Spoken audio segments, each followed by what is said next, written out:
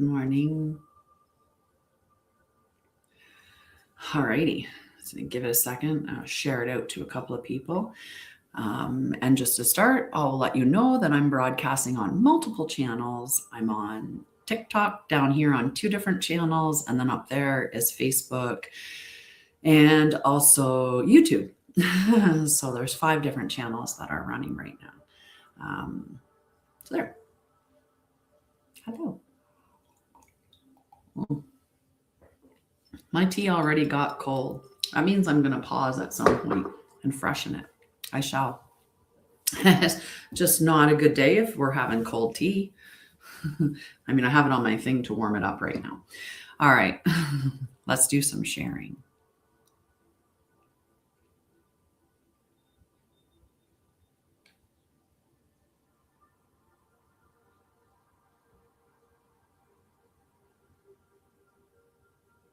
Hello, how are you?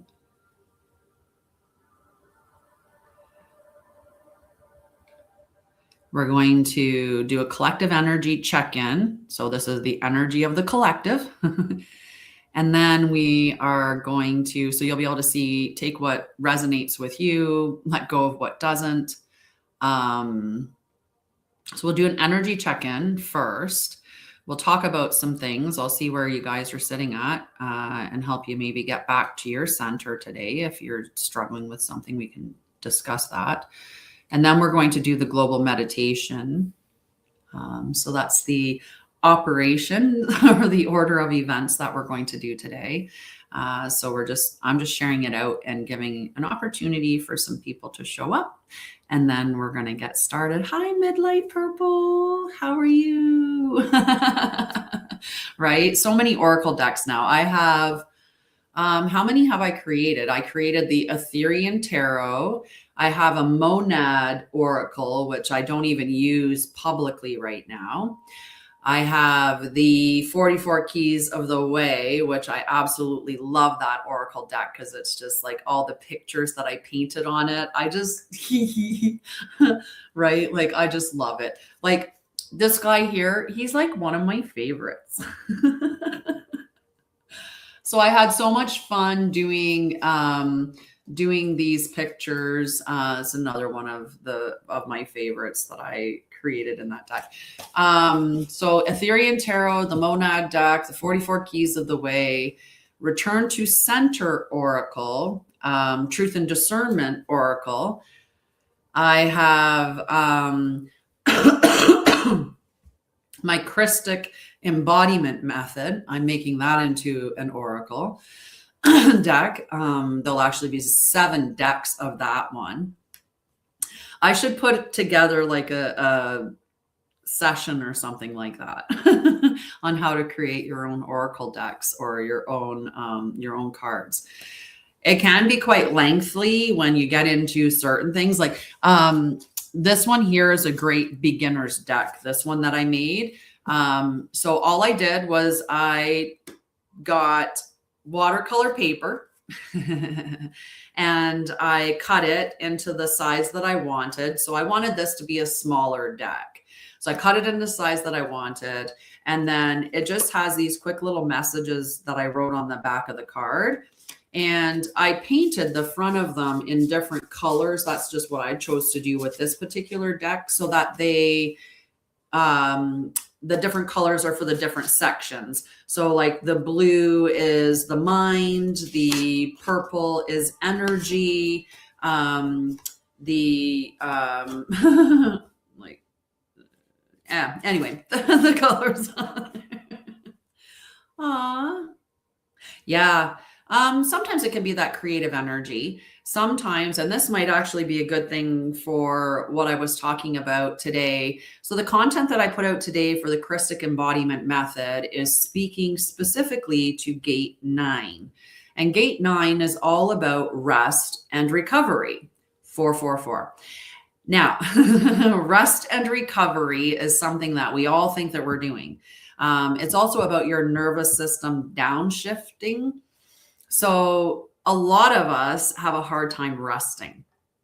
We cannot let ourselves fully rest, or we can't sit in complete silence, right? We are put between these two spaces, and it's because our nervous system has been activated so much that we just can't deactivate it, because then we feel like something's wrong. It feels like like that there's vulnerability, or that we have unfinished stress and stuff. Yeah. So what you need me. You need me to help you with your body. And it's your nervous system. Your nervous system always tells you what you're capable of holding and handling. And if your nervous system can't relax, then over time, think about if you had something with the energy constantly on that should be on and off, right? You're going to fry it, right? Like it's eventually you're going to burn it out. You're going to break down. Same.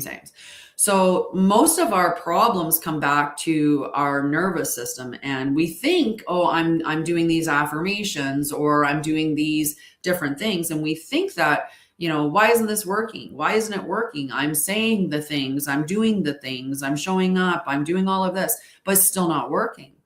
Well, because your nervous system still isn't relaxed. Your nervous system still doesn't think you're safe. So until your nervous system thinks that you're safe, it's not going to allow you to take in more. And that could be more money. That could be better relationships. That could be more responsibilities. That could be any of those things. So we may idealize that we want this big life. We want this big, beautiful life. I want to be a millionaire. Right. And you might think that in your mind, like, that's what I want. And I'm doing the affirmations. Like, why isn't money coming to me? Like, I'm doing all the affirmations for money. And meanwhile, your nervous system is like, dude, you can't even handle the $20 in your account right now. Like, your nervous system is not, you do not feel safe now. How are you going to handle the responsibilities and the work and the whatever if you can't handle the situation now? So that's what your nervous system is doing. It's like, so if you say to yourself, like if you paint a scenario in your mind and you're connected to your body's going to tell you whether it is or isn't good for you, aligned for you, or right at this time.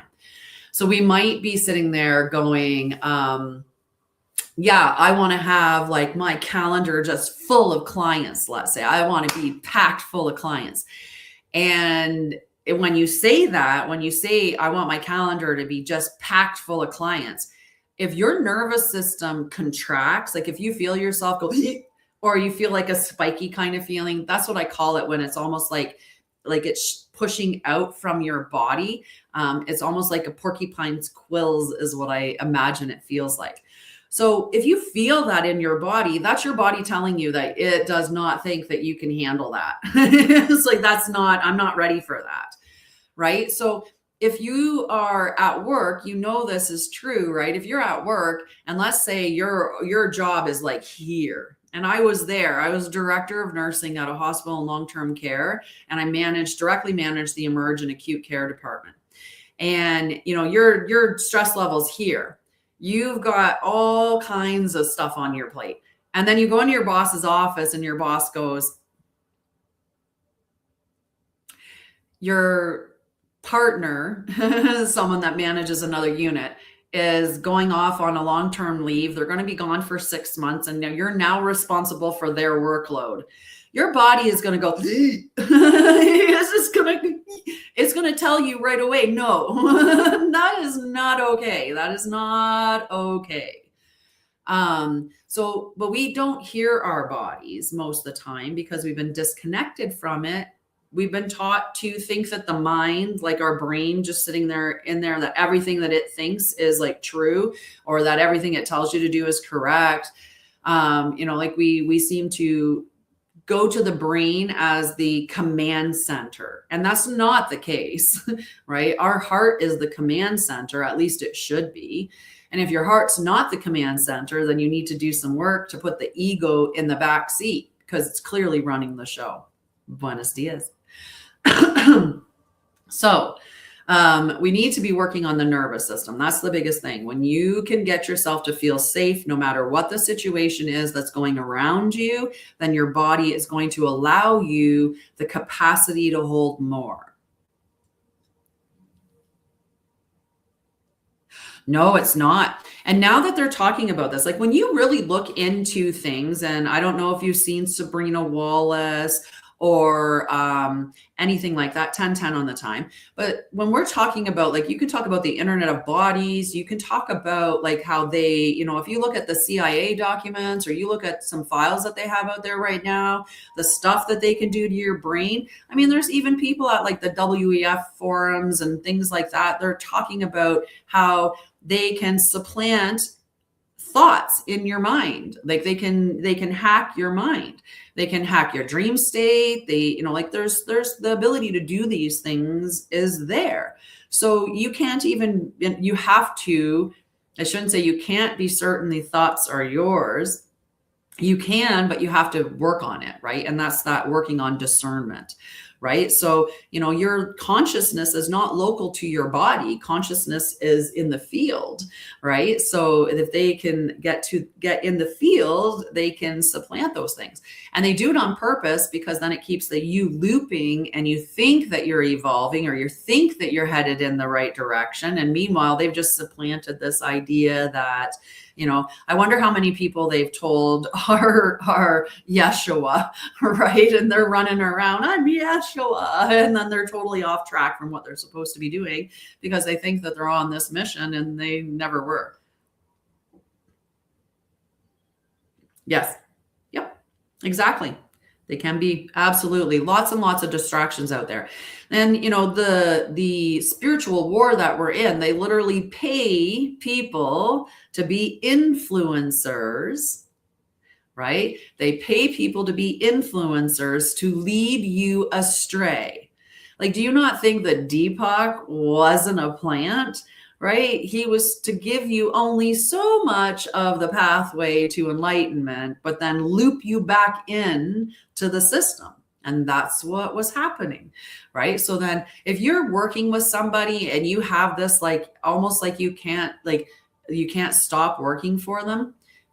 You can't stop using their services. You got to keep going back. It's kind of like your doctor, right? You have to go back and see your doctor over and over and over again because they put you on a prescription you need refilled, and you need to go and see them and talk to them about everything, right? And, that's like this repeat thing. You never get cured. You just get a prescription. And did you know that they did a study on certain blood pressure medications? And they did this one longitudinal study, which means that it was conducted over many years. And in this case, it was conducted over 40 years. It was one of the most significant studies of a medication because of the amount of people who entered into the actual study and that stayed in the study, and they were able to collect all this information. So this was about people with high blood pressure, and one group was not given anything. The other group was given the blood pressure med, and they tracked them over 40 years to see how it affected them, how it changed it. What they found was that at the end of the day, everybody died. The difference between the control group, the ones that got the medication and the ones that didn't get the medication, is that the ones that got the medication, their blood pressure number was better. That was it. Because the blood pressure medication didn't fix the underlying problem. It didn't address the root cause. All it did was affect the numbers so that your blood pressure was lower. So it's just, the medication didn't do anything. And your body is such an amazing machine. It's biological, it's magnetic, it's electric, it's this powerhouse. And it wants homeostasis. It always wants to return to balance. It always wants to go to health. Hi, Dean. How are you, love? So it always wants to go back to that when we don't interfere. So we have to either determine where are we putting toxins in that need to be taken out, and where are we not getting the things that we need that's inherent for us to live, right? So that's the balance, and then you find health. That's it. That's how you get healthy. Take out the things that are toxic, add the things you need, and you're good. Sabrina Wallace. Sabrina Wallace. She does a lot of conversations surrounding like the Internet of Bodies. She talks about how we're being hacked, a lot of biohacking information. She's very intelligent. It may be challenging to understand what she's talking about all the time, depending on where your understanding is.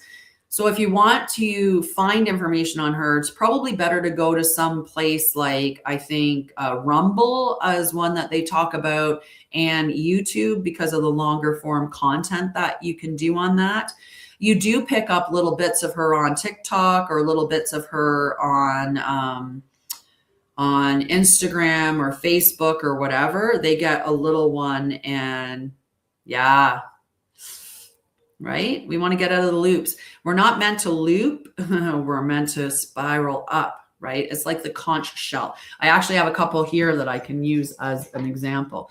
We're meant to spiral like this, right? Where we see, we're on our path. This is the path to enlightenment. So we start walking along this path, and you see how it's going up and it's narrowing. We're meant to see something in our life come up, and it's like, oh, I've seen this before. And how did I respond last time? And what did that happen, right? So if you're doing the same thing, you're going to be in that circle, right? You're going to keep spiraling because you're not changing anything. So therefore, nothing can change. You're just going to keep spiraling in a circle. And that's what they want us to do. They do not want us to actually enlighten ourselves. They want us to think that we're small, unimportant, just a body with a brain that is, telling this meat suit what to do. And then we die and, rot in a box. And, maybe if they elevate it a little bit, they elevate it to the religious component, which is you can go to heaven or hell. And neither of those are true. Right? So we're meant to see those things that keep coming up. So I use the whole, like you get somebody does something to you, it upsets you, and your normal pattern, because of how you were treated, you were yelled at when you did something wrong, and you were yelled at a lot. So now when somebody does something that hurts you because your parents didn't teach you how to manage your emotions, your response is to yell at somebody. You did something wrong. You hurt me. I'm triggered. So I'm going to do what my pattern of behavior that was exampled to me is yelling. So I'm going to yell. So if you continue to yell every time somebody does something to you, you're circling in that space because you're not changing anything. You're not doing anything different. When you meet that experience and you're like, okay, why am I yelling at this? Why am I getting so upset? Why is this affecting me so much? You've already begun the part of change because you're questioning. You're doing some internal reflection. You're asking yourself why. Right? And then the next time that somebody does something that hurts you, instead of yelling, you breathe. And you're like, whoa, that was nice. And because you didn't yell, you don't have the consequences of what happens because of yelling, right? You don't have your friend being hurt. You don't have your child being hurt, your partner being hurt. You don't pass that down the chain of that energy, right? You're not taking what happened to you in childhood and giving it to your child. So then you move up, and that's how you move up. Now, I talked about this in one of the channels that I had received. And when we're looking at this conch shell, the whole goal is to meet the experience and rise above it and continue to rise above the experiences as you ascend or evolve. Some people, they get ascending and they're like, yeah, I'm doing the work, and they start getting downloads, and maybe they have this understanding of the universe and the way things are. I have a very good understanding of the universe and how things work, but that's my understanding, right? But if you stand there from that understanding and you start to look at other people as less than, or you start to insult people, or you start to, really degrade in that space because you think you're better than, that's the exact moment when you find out you're not. And I link it to chutes and ladders, right? Like most times we have that moment, and we have that moment where we either choose to stay the same, rise above, or do something worse. Maybe Maybe you've been yelling when somebody hurts your feelings, and this time the yelling escalates and you slap them across the face. Well, you get to step down in the evolution on that one because it escalated. You've just went further, right? In detaching from that unity consciousness, which is ideally what we're trying to get to, where we see everybody as the same. We know that what I do to me affects you. We work in tangent with the world around us, like the animals and the land. This beautiful bird just landed on my bird feeder out there, like on the stick by the bird feeder. He just flew in today.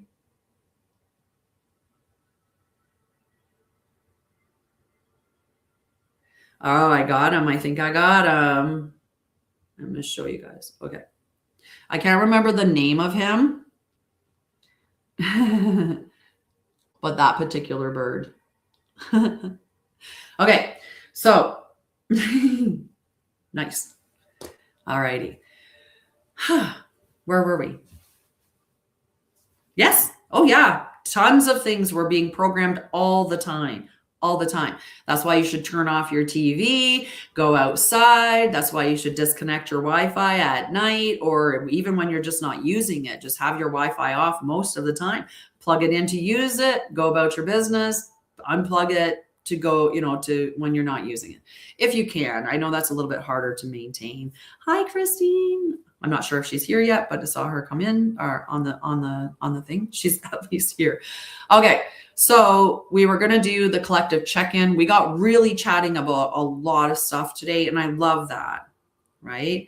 Yeah, I do. I turn it off every night. I have this routine. I turn down the temperature. I unplug the Wi-Fi.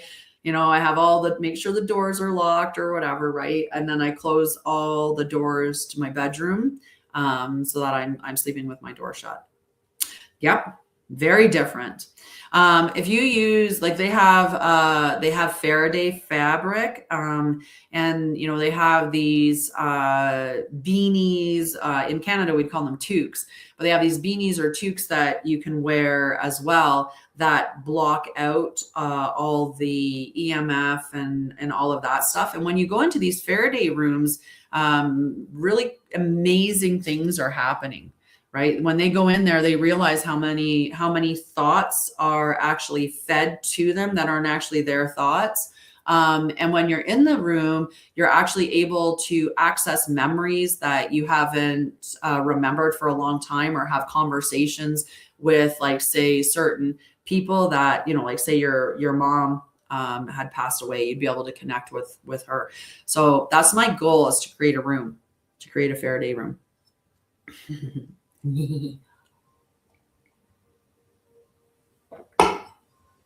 All right, let's check in on the collective energy, see what's going on in this inverted clown world. And maybe if we have time, I'll give you a card or two yourselves. We'll see. All right, let's start off. We're going to start off with the Etherian Tarot.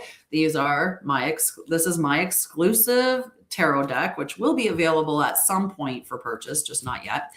So the only place that you can get readings from this deck is with me. Okay. This is the collective energy. This is not individual, although you may find that stuff aligns within the reading. Okay. So Spirit, can we get a feed on the collective? Can we get some information, a message? What's happening collectively right now? I'm gonna try to lean forward so the cards stay on the thing. It's very talkative lately. That's someone. I caught them. We got those two. Okay. Like I said, hi, hello, Carol, love you. All right. We were talking about lots of things this morning, love. You missed out. I'm just kidding. We do private talks all the time. I love you too. All right, I think that's enough. We're going to stop there anyway. I think we've got a lot to read about the collective. So let's see what all the collective energy is doing. Salasia at the same time. Like, did you guys coordinate? All right. So I don't know if Salasia stuck around, but we were talking about in the, we weren't, but I'm talking, I just wanted to add this point because if Salasia's there, it's perfect. But in the embodied leadership circle, which was the Christic mastery circle, in the embodied leadership circle, we're going to be doing 2 lives per month. This month, however, because it's already the middle of the month, I don't even know how that 33 minutes happened, but it's over. And so I'm going to put some long form educational content in that I'm going to record and put in the group. And then I'm going to book the next live for probably not next week, but the week after. I got my heart glasses. I love it. All righty. So we've got the Page of Fire. This is the first card that like stares at me. I'm not even organizing these cards. We're just going at them one at a time. So we've got the Page of Fire. So this is collective energy. This may not apply to you, but you may see how this is showing up collectively with other people, right? Or in society as a whole. So when we have the Page of Fire, we are seeing like this inspirational energy. And I know for many of us, now that it's May and we're starting to get into, you know, that warmer weather, and we hit Aries season a while ago. But anyway, once we hit that season of Aries where the fire came out, it was like, let's go, let's do this. So this is, you know, it's enthusiasm, it's creativity, there's new opportunities, and it's a call to adventure. So for many of us, we're getting that kind of energy. We're seeing that new creativity and stuff.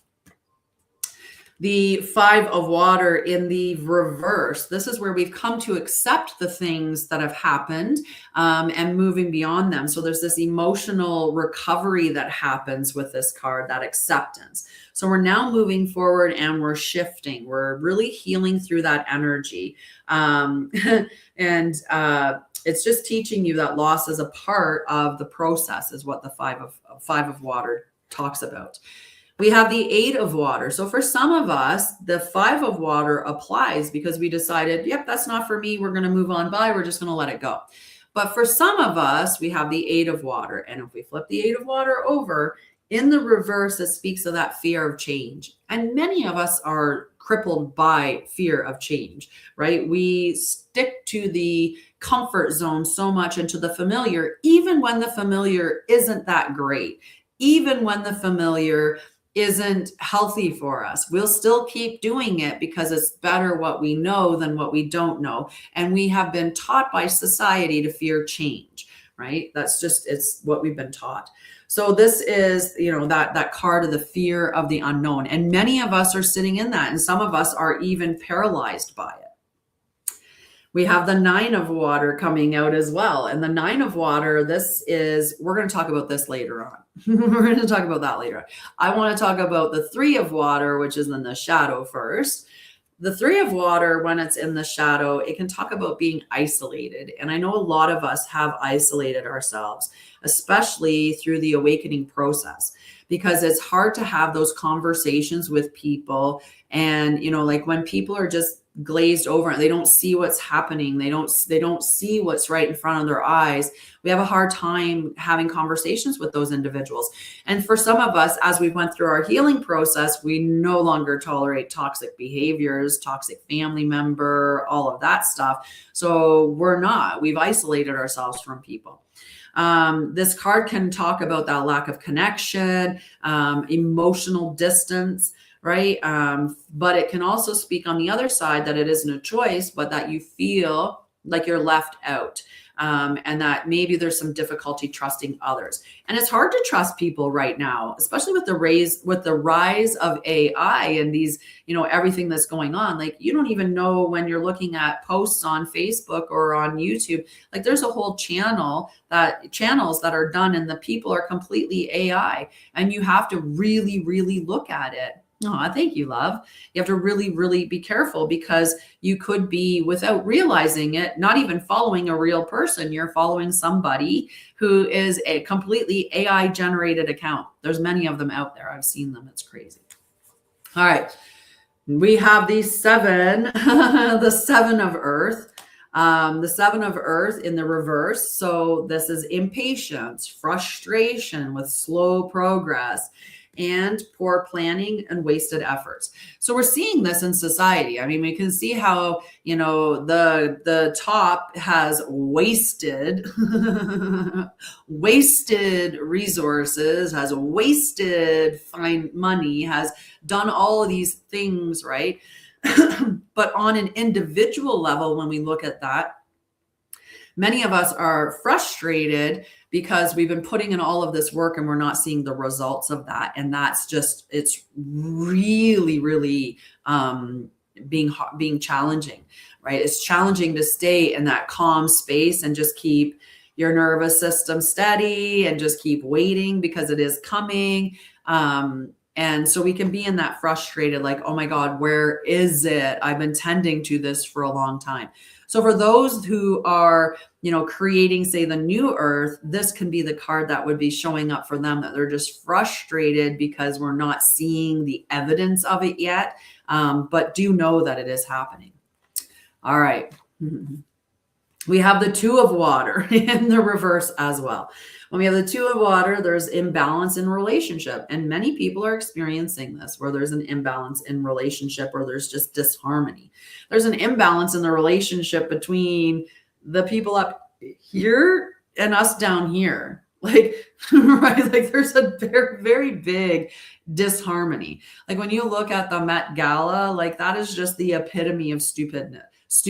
Like it's just the epitome of just waste, right? Like we're going to show up there looking like abominations, looking like, a boil on a butt. And we're going to pay $75,000 for a plate, all while supposedly there's a war going on, while people are starving, while prices are rising, like all of this stuff is going on, but we're going to go and eat $75,000 plate of food wearing horrific clothing that is nothing but just an example of satanic stuff. Like it's just gross. And I think people can see that, right? When you're like, if you look at the images that they're doing, hi honeybee, when they're doing, it's you can see it. You can see it's very demonic clothing that they're pushing out right now, and it is gross. All right, so isolation. We have that. There's a lack of emotional reciprocity. There's unspoken words and disconnection that can also be coming up that can be affecting people. All right. We've got some good stuff coming out too, guys. It's not all bad. It's not all bad. I just want to go through some of the stuff first, and then we'll get into the good stuff.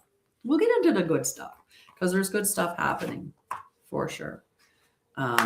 And that'll apply to those of us that are living in that kind of different reality, because it does feel like that, where we have very different experiences these days, where some of us are staying calm, we're disconnecting from all of that stuff out there, and we're not affected by it. But then you have others who are, like, oh my God, oh, this is happening, or that is happening, or oh my, and those who are in that space, right? They are living an entirely different reality. And we are all living our own individual reality that also makes up a collective reality. But my reality is different than your reality. What I see is going to be different because of what I focus on, what my internal pinball machine of trauma tells me, my belief system, all of that, right? Okay, we got this card, the Eight of Air. So the Eight of Air, for many of us, we are feeling trapped. Now, the Eight of Air is the wonderful card that reminds us that many times the things that are trapping us are actually figments of the imagination, right? They're not even real. So the most powerful thing you can do is take control of your mind so that it doesn't take control of you. Okay, so this is very powerful card, right? So freedom begins in the mind. That's our message there. We don't need to be sitting in there in the overthinking, in the external influence, in false restrictions, right? Like believing that there's lack.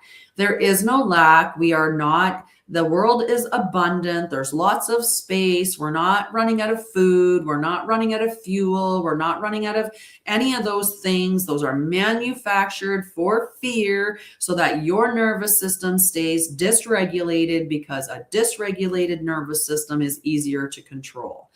The more that you are, running around in overwhelm and fear, the more that your nervous system is not, and when it's not effective, it's also your immune system that's not effective. So then you are going to get sick easier. So if they can keep you inundated with fear and input and keep you going and in urgency and running, then they have taken control of so much of you, from the healing and from everything. So, allow yourself to pull back that power to you, right? And disconnect from all of that stuff. All right, we have the inversion of the hermit.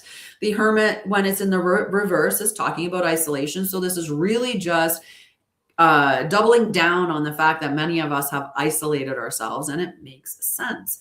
As I said, thank you for following me. As I said, when we are on our healing journey or on our awakening journey, either phase, as we're awakening and we're starting to realize the truth of things, it can be hard to have conversations with people who are not at all awake or even attempting to awake.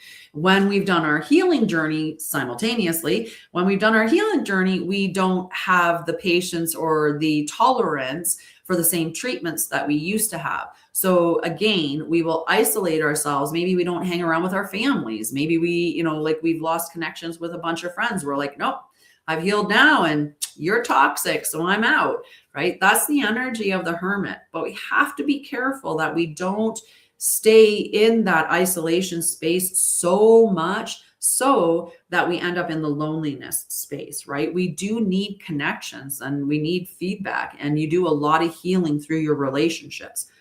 All right, this could be also somebody that's avoiding the inner work. And I think if we look at society as a collective, there's a lot of people out there avoiding the inner work. Like, it's just like it doesn't even exist. They're so clueless about it. It's crazy. So this is that, when I said when we're doing the conch thing, as we're spiraling up, right? The one part of it is, okay, how have I always reacted in this situation? And is that benefiting me? Or why am I reacting with so much? Like, what is it that gets me so much on this? And when we start to reflect, that's when we start to make changes. That's when we have the opportunity to evolve past it, right? Hi, Tiny Tim. Thanks for following. So this card can also speak of being disconnected from purpose. And there's a lot of people out there that are uncertain what they're supposed to be doing or uncertain what their purpose is. Your purpose is to remove all of the things that you have that are false, right? It's just remember who you are beneath all of the masks, the lies, the distortion. Who are we as a being, like as a human being? What is the truth of how we're meant to live? That's the awakening process and the healing process. And that's what you're supposed to do. And through doing that, you inherently find your purpose. It'll just be something that you're naturally good at, something that lights you up, something that aligns with ease. And at the end of the day, while you are revealing the truth of who and what you are, as you're peeling back those layers and, letting go of the masks that trauma and society made you wear, as you're peeling back those and healing in that space, I lost my train of thought. I really did. I was trying so hard to grab it. I watch it just go sometimes, I read exactly 100% and I went exactly. And then my thought went, but we're supposed to be on this journey, right? And there are many of us who are not evolving at all. We have no inner reflection. We do not care to look inside of ourselves to see why we're doing the same things that we've always done. We just keep showing up and doing it. We're quite content to be the person that we are and live our lives the way that we're living them and affecting everybody around us the way that we are. All right. We got the 10 of fire. The 10 of fire in the upright is talking about overworking, burnout, hustle, grind. How many of us are in this situation where we are feeling burdened, or maybe feeling exhausted? We may be even reaching a breaking point. And there's this real strong need to delegate. So there's too much fire. I need to do something to alleviate this fire. So where can you give away some of the responsibilities that you have? Sometimes it's interesting because when you give away the responsibilities, it isn't even a matter of like giving them to somebody else. It's just realizing they were never yours to begin with. Like, you're not responsible for other people's emotions. You're responsible for your actions and what they did to cause somebody's emotions. Like, you're responsible for your side, but you're not responsible for their emotions. Right? If I walked up to somebody and I said, have a good day, and they turned to me and started yelling at me because I said, have a good day, right? I can take responsibility for the fact that I shouldn't have said anything. Clearly, that person wasn't open to hear it. But I'm not going to take responsibility for the fact that somebody's losing their crap at me because I said, have a good day, right? Like, that's where we have to be rational about this as well, right? Like, you don't take responsibility for other people's emotions because their emotions are based on their belief system, their traumas. Like I said, the pinball machine that your trauma brain created. So when it goes in and it goes, oh, I have low self-worth, so they must have meant it this way. Oh, they, like, I'm not having a good day. Can't they see that? So then it's pushing, and it just keeps like pushing it through all of these things and your belief system on the world and on everything else. And then you spit out what you spit out. So you're not responsible for people's emotions. We're not responsible for our parents. We're not responsible for our adult children. We're not responsible for a lot of things, but we take responsibility for them. So it's about looking at those things. What are the burdens and responsibilities you're taking on that you shouldn't be? But a lot of us are doing that. And a lot of us are in burnout because we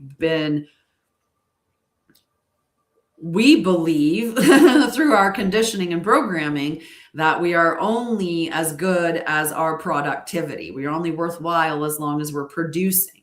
And we've learned that if you don't have a great life, it's because you just aren't doing enough. You're just not working hard enough. You're just not, and that's not the case. We need rest. And you'll be amazed at how much you can accomplish and receive, and in a beautiful way when you rest properly, right? And that means shutting things off and sitting down and, turning the input. They're like, no more input, right? Turn the TV off, go outside, put your feet on the grass, let the birds chirp in your ear, and that be the only input. Go just sit and be in peace and stillness. All right, we got good stuff here though. We have got the 8 of Earth. Now, this is people that are mastering and refining, and we are. And that is going to pay off, right? It is going to pay off, right? Yeah, exactly. They don't even have jobs and they get others to work for them. And then, they're very detached from the realities of life. So this 8 of Earth is hard work, and there's many of us that are putting hard work in, whether that's hard work on our healing journey, as hard work on, the skills that we're doing, or we're doing planetary work, spiritual work, whatever it is. We are dedicated. We are on mission, and we are showing up day after day after day. And this reminds you that true success is built through dedication, patience, and continued refinement. So we're just going to keep refining and refining and refining until we hit that mastery. We have the King of Earth, and this is like mastery. So we've went from, some of us are in the space of we're still refining, and some of us have got to the spot where we're a bit more in the space of leadership. Like we're leading the new earth. We are showing what success is, or how to, how success can be. So in my situation, I'm not here to teach you about financial success directly. I'm here to teach you about your nervous system. I'm here to help you heal your trauma, get your nervous system regulated and balanced, to return to yourself, to return to center, to embody yourself, to lead yourself, those things. And through your nervous system, by learning how to work with it appropriately, you're going to expand your capacity, which will then in turn relate to money. But for me, I had to master my own nervous system and my own situations so that I could lead from that space, as opposed to how many gurus in the past have done it, which is listen to what I say, don't do as I do, because they're not doing what they're saying that they are. Okay. So we have this beautiful practical wisdom, abundance, like money is coming in with this card. This is a very confident energy. You know, this is the leader of the new earth that is blazing the trail. So those are there and they, you know, they exist. All right. Should we do the 9 of water? Sure. We'll do the 9 of water first. So the 9 of water is wish fulfillment. This is complete emotional fulfillment. It is the wishes being granted, it's abundance, it's joy, happiness, and gratitude. So this is coming for, and some of us are already experiencing it, where we are in this completely emotional fulfillment. You would think we were living in a completely different reality than what everyone else is living in. And that's because we curated it that way, right? Limit your investment. I'm going to explain something at the end of this and it'll help. You won't be ignored? Exactly. Definitely not. All right. We have 3 major arcana that we're going through now that came out as well. So we have the moon, and the moon is all about your intuition, your dreams. There's mystery, the subconscious messages. Definitely take the opportunity to listen to yourself more, and even channeling things. Like you can channel, I can channel, so you can channel. We can all channel. And I want to give you the task of setting aside 3 minutes every day. Just 3 minutes. 3 minutes every day. Get yourself a pen and a notebook. I love those composition books because to me, you know, they're like $1 or $2, right? So they're cheap. And then get a pen and you're just going to sit down and you're going to write the line, what does my higher self want to say to me? And then you're just going to write down what comes up. Don't matter what it sounds like. Don't matter how silly it is. Don't matter if you think it's foolish. Doesn't matter if you think it's cuckoo bananas. Just do it. 3 minutes and keep doing it day after day after day after day. And then you'll eventually realize that it wasn't silly and that it isn't foolish and that it isn't cuckoo crazy. It's actually real, that you are getting messages from your higher self. They want, your angels and guides want to communicate with you, but they won't intervene unless you directly ask. It's as if they're your friends, but your friends can't do anything unless you call them, right? My friend doesn't know that I need help unless I go, hey, I need help. And they want to help you. If my friend's struggling, I want my friend to call me. I want to be able to help my friend when they're struggling. Same thing with our angels and guides. But if we don't put the call in, they don't know we need our help. I have to go check. That was a bird that hit the window. I have to make sure. I think it flew away, but I have to make sure.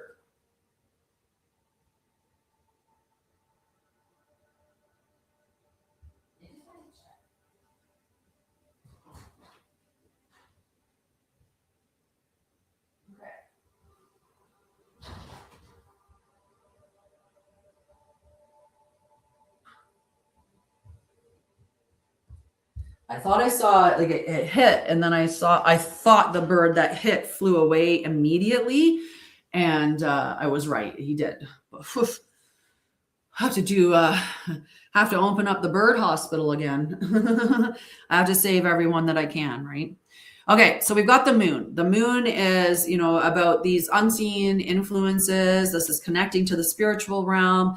And, you know, what the moon is reminding us is that the answers that you seek are found within, right? And we were always meant to go within. Your soul seats this, the seat of your soul is your heart, okay? And this is where you create that vortex. Your heart is actually a vortex.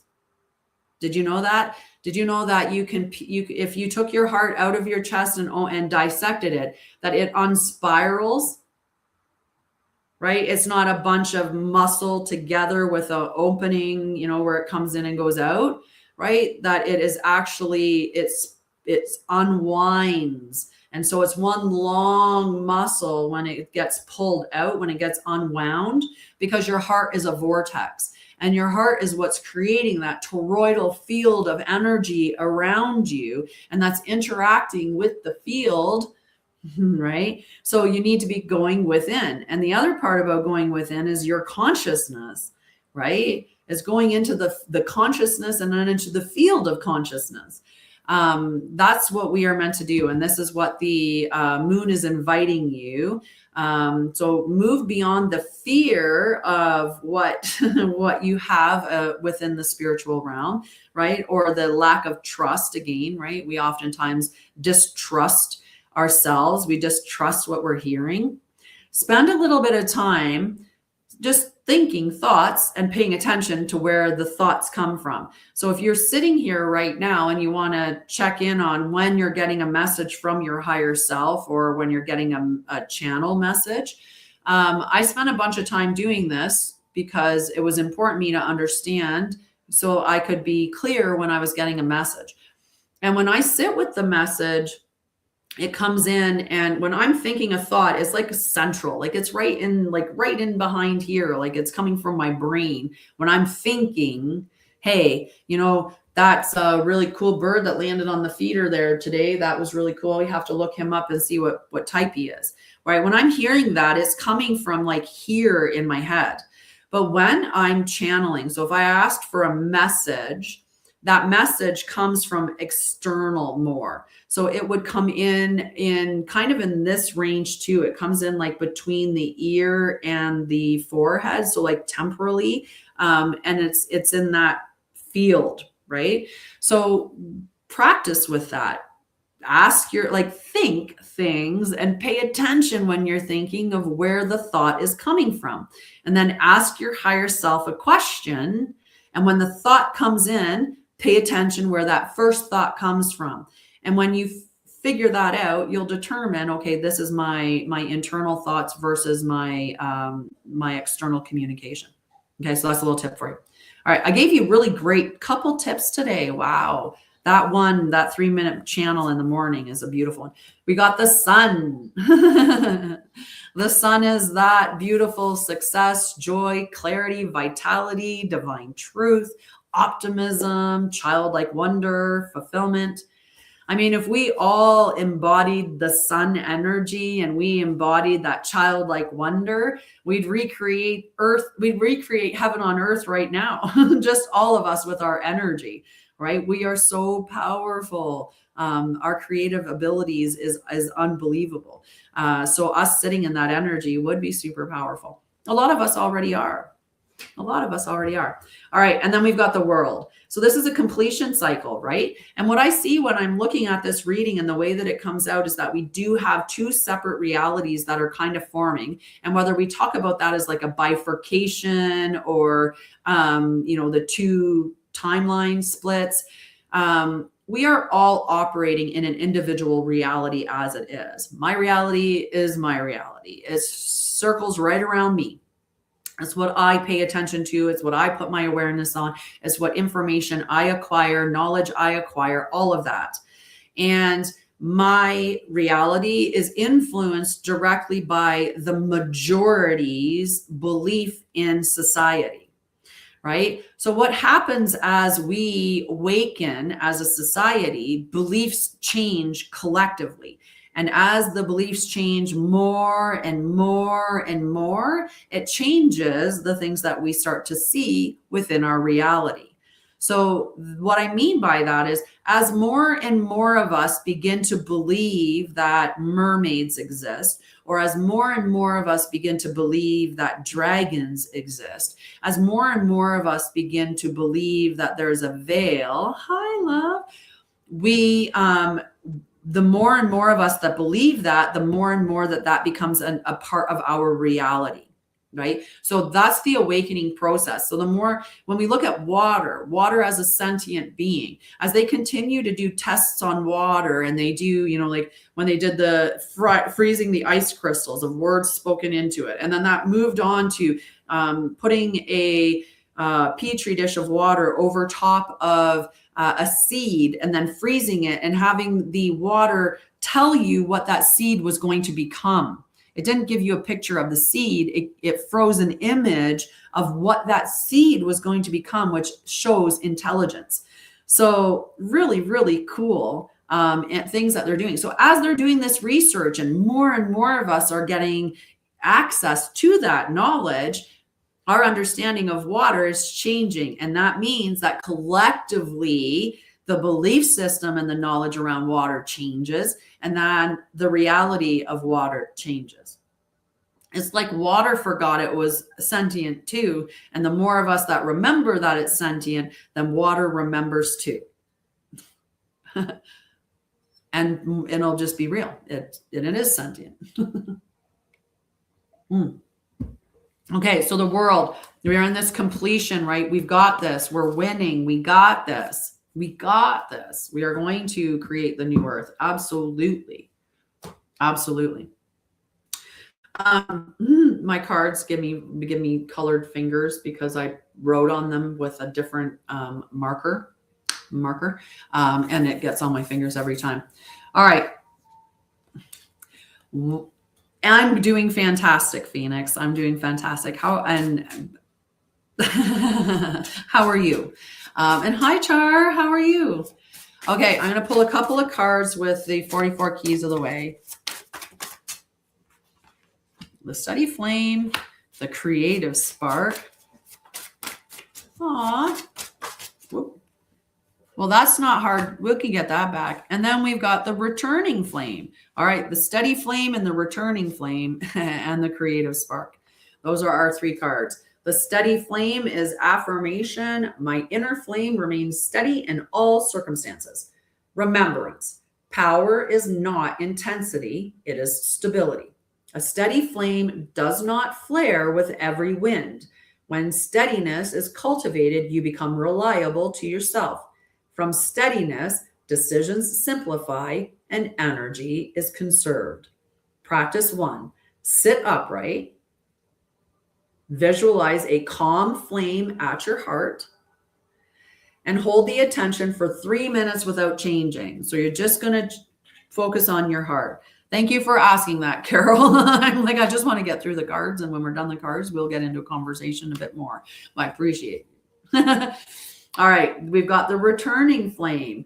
Affirmation. I always have the power to return to alignment. You do. It doesn't matter how far you fall from your divine spark. You can always reclaim it. You can always come back to it. It's never gone, love. It's never gone. Never. All right. So you will drift. Returning is the practice. No distance is permanent. Each return strengthens the pathway home. Consistency matters more than perfection. So like I said, when we're on that pathway of ascension and something happens and we do something and we go back down a little bit, we can still come back up, because the next time that we visit that, we're going to respond differently. And that's all that we need to keep doing, right? We just have to keep doing. So the practice is to pause, take one deep breath and say, I return, and then resume with one clear action.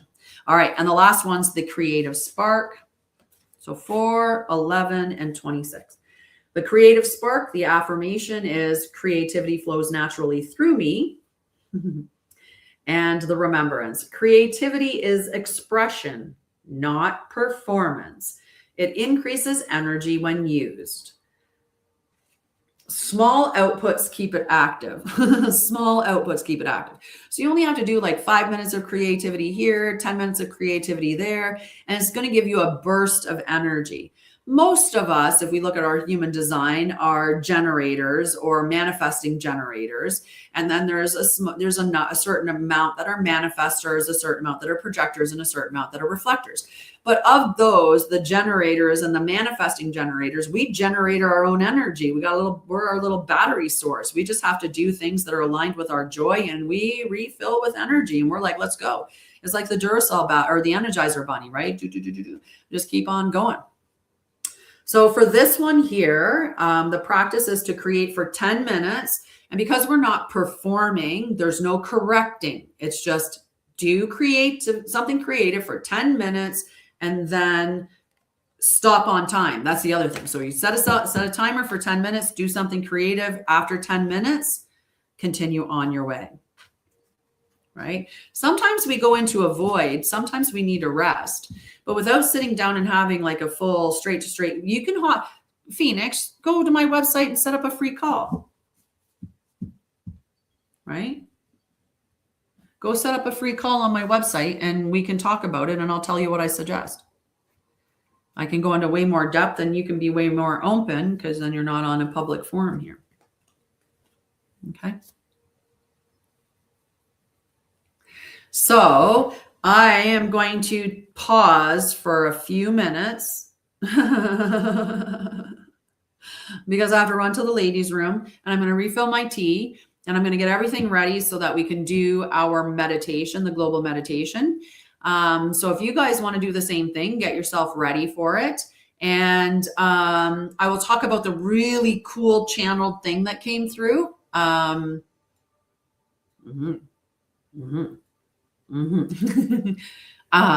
do channeling all the time now. I have every morning I do channeling, and then in the evening I channel again. I just channel different things. This morning I I channeled the Emerald Order, specifically called them in, but that's not what it is. There's something else like that came down as a channel, not just that one from this morning. So I'll talk about those channels. I'm going to run to the ladies' room.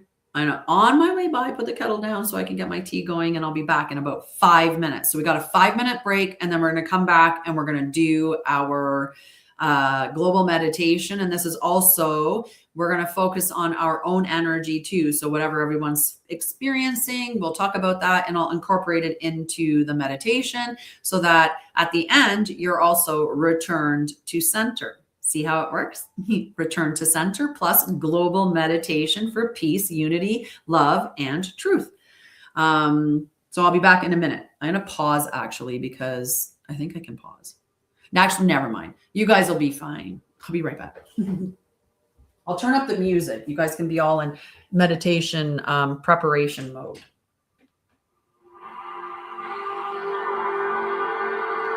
There.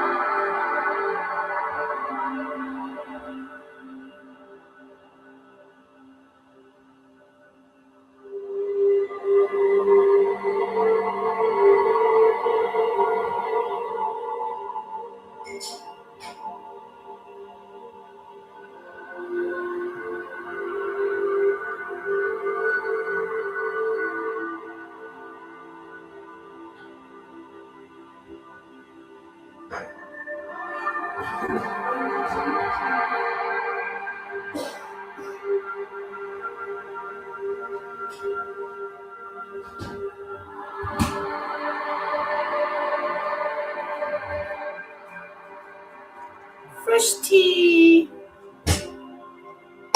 Ha! Yay! Okay.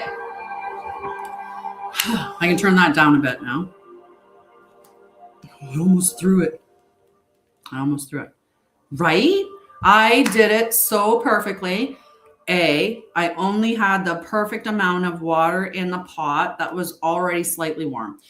I hit the button down and I waited for it to boil, put it in the tea, then went to the bathroom and came back. It was done steeping, and here we are. Order of operations went well this time. Usually I do that and then I get all scared because I'm like, oh, should have went pee first. But it worked out this time. Here. Pause. Okay. Super hot tea, but you know, right?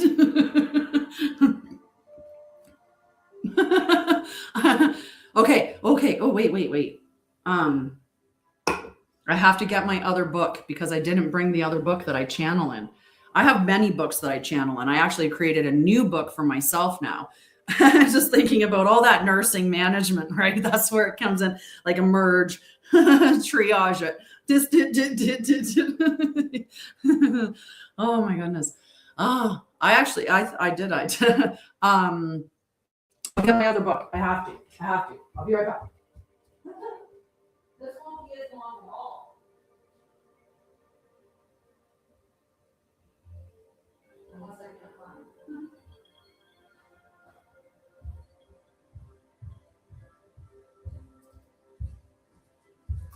Okay. I'm super excited about this.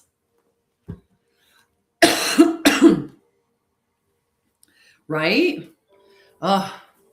I love you. I love you for being there. Who knows? If my company doesn't take off, I could be back in nursing before the end of the year. Right? You know, a woman's got to eat. And, you know, if two of my companies, between the Hugs for Homeless nonprofit and Anshara'El, if, you know, I might have to go back to nursing. But that's not happening. Sorry, that's not happening. I'm just laughing about it. Okay, so I encourage you. This is your homework. This is like free spiritual mentorship for sure. And if you don't, this is a cheap book. This is $2. I bought this at the dollar store and it cost me $1.98. And I wrote on it, messages from me to me. Into me I see. Into me I see. Anyway, this is my channel, myself. This is where I talk to my higher self. That's all I do in here. I sit down and I ask my oversoul. I breathe. You got to breathe. Get into the present moment. Get yourself into state. Breathe. Ask yourself for a message, and then you just write what it says. You just write it down, and you'll be surprised. I will be really nice and share one so you can see that sometimes what it says, you might think, oh my God, that's just so silly. It said sweet child when it spoke to me. It was sweet child. Like when I asked for the message, it went sweet child. Although calling you that is silly, for we are eternal and time is irrelevant. I love you and I am infinitely proud of you. You wonder all the time whether you're on the right path. I assure you that you are, and the right things, and whether you are doing the right things. You are. There is no one direction, one absolute path that you must take. You are a river of knowledge. So picking one thing is such a challenge. All you have to do is create the doorway, because once they work with you, they will keep coming back. You have so much to give and you care so much. You are waiting for validation. Read that again. You are waiting for validation. And while you wait, you will continue to wait. The law of attraction, babe. And then I laughed. I literally laughed when it came out. The law of attraction, babe. Because like your oversoul sounds like you. The information, like when you're writing it down, it's going to sound very aligned with you because it is you. Right? It is you. So, anyway, so the message went on, as from that point about, the law of attraction. I understand what you mean. You do need to see sales, or else how do you know it is received? For that's the best part of giving, having it received and appreciated or enjoyed. When it is a metric of refinement, there isn't the emotional investment in the results. You create, put it out, see the results, adjust if necessary, and continue. When you get hurt or allow it to affect you personally, then it speaks to validation being tied to the metric. You are so close to absolutely knowing and accepting of your worth, being constant and guaranteed. Accept it. You are worthy. Anshara'el or not, hugs or not, just you as you are, worthy, and require no external validation of such. I know the physical realm is so much more challenging, heavy, and dense. But you soak up as much good from every fiber of reality. Stay in the light, in the joy. Keep refining, practicing, and especially playing with life, right? Like it's just, with spirituality.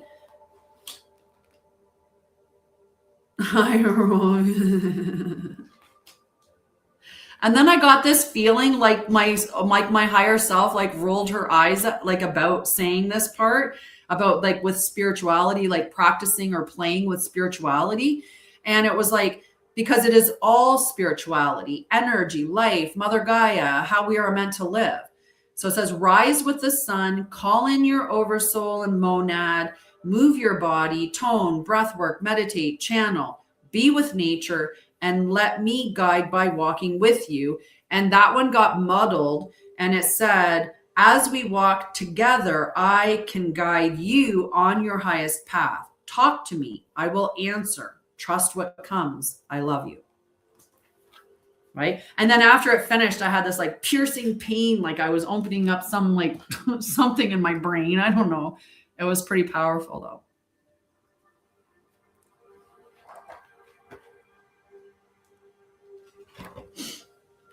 It was very cool. So do that. Get a cheap notebook. That was $1.98 in Canada. So, I mean, it's probably 50 cents in America. And probably 25 cents in the UK. So, like, get yourself a book or a stack of paper. Doesn't matter. Get yourself something to write on. You can go get yourself something fancy, right? You can get something that's a little more. That was not what this was initially created for, but it turned into a book that I now write down some of my channeled messages from that I receive. And it all started with this one here. This one was the one where I just started. I just said every day I'm just going to channel a message and I'm going to read it to the collective. And I haven't read today's message out because I didn't get to record it because it's still early. So I'm going to read it for you guys now before we do our live. So you'll have to bear with, before we do the meditation, you'll have to bear with me because it's hard to read when you're automatic writing. So this is from the Emerald Council. The Emerald Order. We see you. We see the work you are doing. We are so proud of the ground crew. We continue to support. Keep raising your vibration. Connect with nature. Be intentional. Connect to ley lines, to sacred sites, to nodes around the world. Key sites. Support. Send love. Your light, and drive out the dark. Stop watching the show. Your creative energy is best used focusing on the new earth. Focus on what we are creating, not what is falling. There is no building from the distorted, inverted system. Build the new. These structures have to be created in tandem with the collapse, the fall of the old. Transmute the pain and fear. Burn it in the fire of truth. Install the pillars of sovereignty to guard your gate.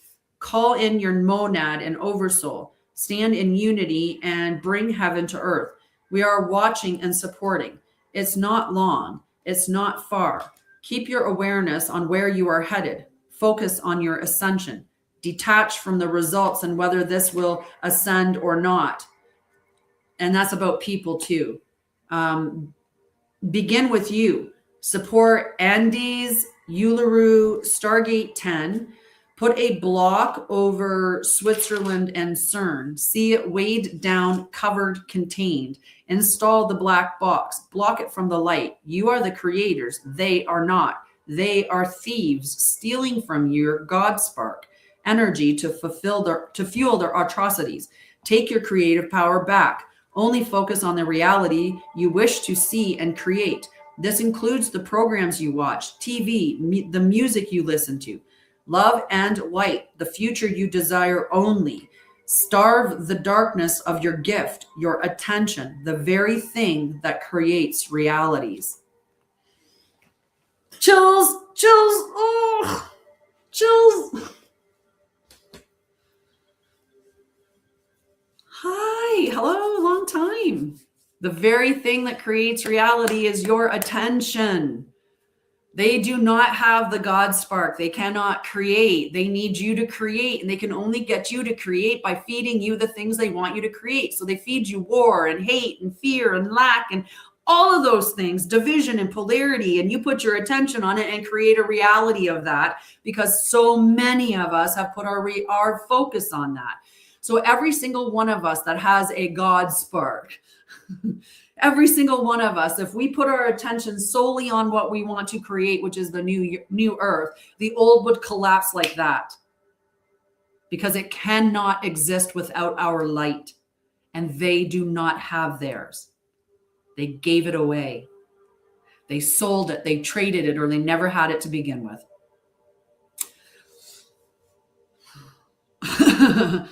I was like, that was such a huge channel download. I was just like, oh my gosh. Oh my gosh. 1:18 on the time there. Right? Like huge.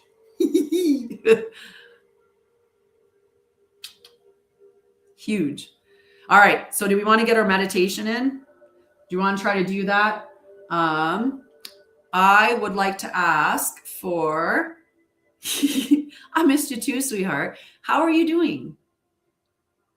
But I would like to ask everybody, how are you doing? What has pulled you away from your center so that we can incorporate that a little bit into the meditation? What are you struggling, or what is, really weighing you down? Or we're going to release this stuff and we're going to, we're going to do some cool stuff.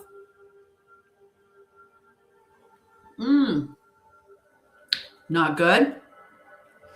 So where are you not being supported in your life right now, Shar? Or where do you feel that you are unable to support yourself? Because it could be either. You could feel like somebody's not supporting you, or you could feel like you're unable to support yourself, or a general not being supported by the universe, right? Yeah. So that's why the back pain, right? So when you sit with yourself, the weird weather patterns our governments create, right? Yeah. It's bad. There's a lot, but that's what we can't be focusing on it. We can't be focusing on it.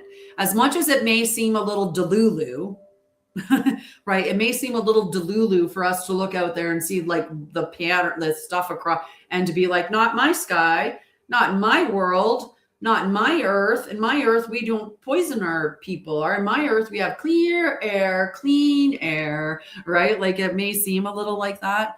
Yeah, that's really challenging. I know how it is, Char, especially in Canada. Like, it's absolutely ridiculous, right? Like, and things do not seem to be changing, right? What we need is people to come together, right? That's what we need. We need farmers to say F the middle, F them, and just sell direct to people, right? That's what we need. Is we need the barter system. We need people to share with each other. We need to offset costs like that, right? Um, there's lots of things that can be done, but it's a matter of getting enough of the society awake to be able to do that. 1, 2, 1, 1, 2. The math isn't mathing. It definitely isn't mathing. Oh my goodness, it's so good, guys. Okay, so all right, let's see. I'll have to figure this out because I'm gonna have to. I'm gonna channel it. We're gonna channel it. We got a weird, wacky thing happening here. We've got money. We've got weird weather patterns, right? And a sore back. But I think that's all related. You know what? Your mom agreed. Your mom agreed to do that. Your mom agreed before this lifetime that she would be here to help you, right? So I hope you don't feel guilt or shame around that. I had a really hard time too. Not I ended up staying with my mom. My mom let me live in her little 1-bedroom apartment, and I slept on the floor on a couple of mats. And then eventually she just got a big queen size bed and said, like, just sleep in the bedroom, so that she could get up in the morning and do things if I wasn't up or whatever. Right. Like, it made there seemed to be more space. She carried me. She took care of me for about a year and a half, where I would have been homeless. And it was really hard for me because my mom's not wealthy. She's on a pension, right? And she's on a meager pension at that. And, like, we did what we could to survive in that time. And, I have so much love and appreciation for my mom. And even right now, I'm still not to the point where I have the ability to turn around and say, thank you, mom, for everything that you did. Here's money, here's a trip, here's whatever. And if I still needed help right now, she would look at her money and she'd be like, okay, here you go. I've got $50. You can have 40 or whatever, right? Like, she would look at what she needs in the immediate sense. And then she would just give me whatever she could. Like, she would still do that. And she is the number one person that I will repay when my ship comes in. Like, when I start, really filling up my groups, or really booking calls, or really selling books, or whatever it is, however it comes to me. Maybe it's hugs that, flies or whatever. But when I do, she's the first person that I'm taking care of because she took care of me. Yep. Repayment. Right. And I think those are the agreements that we made. Right? She agreed to be your mom. Ooh, did you want to know something cool about your mom?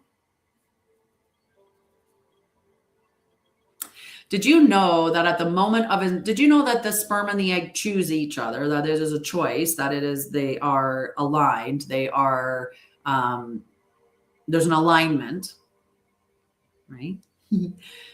The moment of inception, there's a light that flashes. That is so cool. Yes, it does. It has eternal value. Absolutely. So that spark that happens, right? That's considered to be like the spark of life, right? The inception of life. Did you know that your mitochondria, which you only get from your mother, is the lighthouse of your cells? So when we think about the life force that animates your entire cells, your body, your DNA, that comes from your mom. Your mom is what gives you your mitochondria, which means your mom is the one that gives you your life source, because your mom is the portal, the energetic portal that allows your spirit to come in. Yep.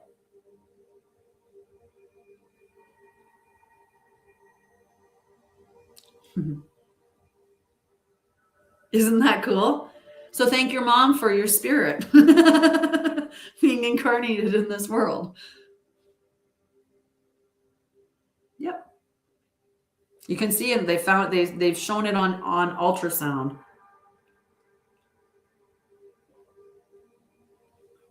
I'm glad I wasn't a part of the study where they caught that insemination on screen. That's just be weird. Yeah, I love my mom too. I love her. I'm so grateful for her. I'm grateful for everything that she's done for me. It's just powerful. And we agreed to that, right? And we've probably agreed to something we are not even aware of for our children later on down the line, and that's just going to be something that we end up doing, right? It'll be interesting to see what exactly did I tell my children I would do for them. Like what agreement did I make? But yeah, I'll be there for it for sure. All right, let's do our global meditation. Let me grab a different bit of music. Still in the same one, but I think I want to do this one. All right. Was the music too loud? I feel like I was yelling. Pardon me. Was the music too loud a moment ago? We got to get the right level on the music, and it could be just a matter of moving it.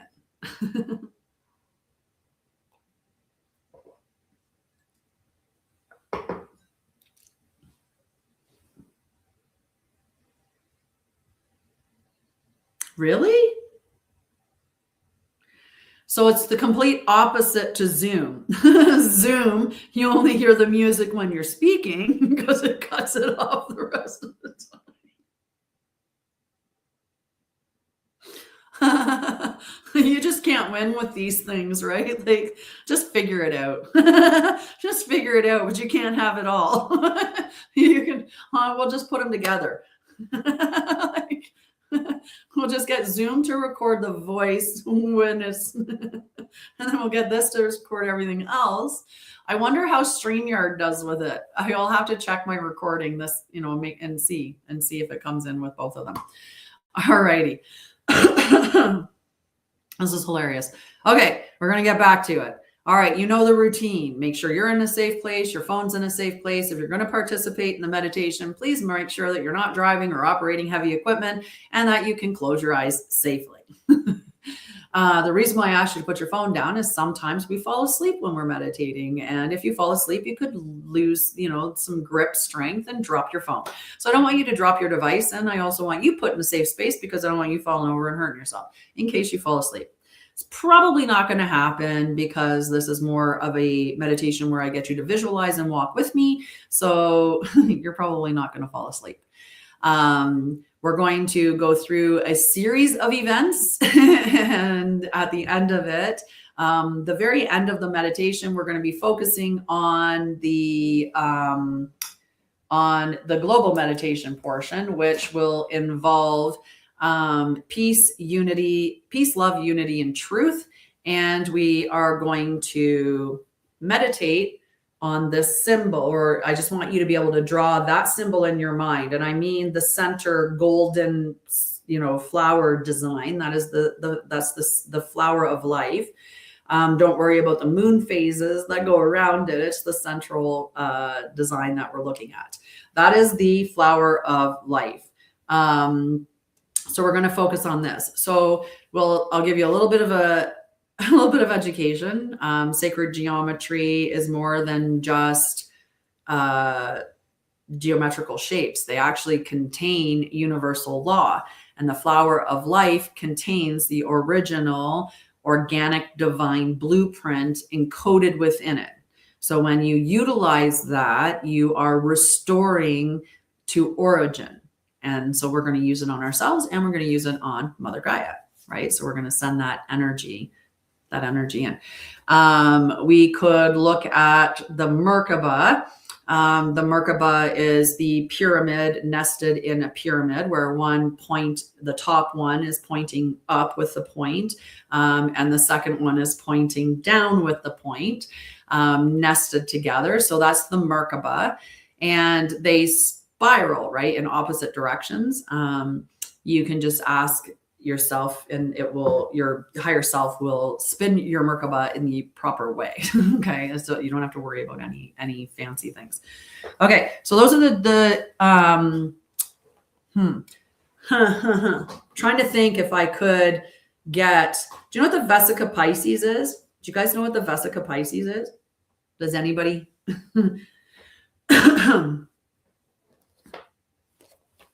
You know what a Venn diagram is?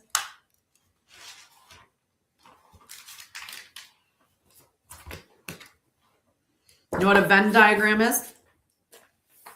Many of us know what a Venn diagram is, where we have one circle and another circle and they overlap, and then you have this shape in here.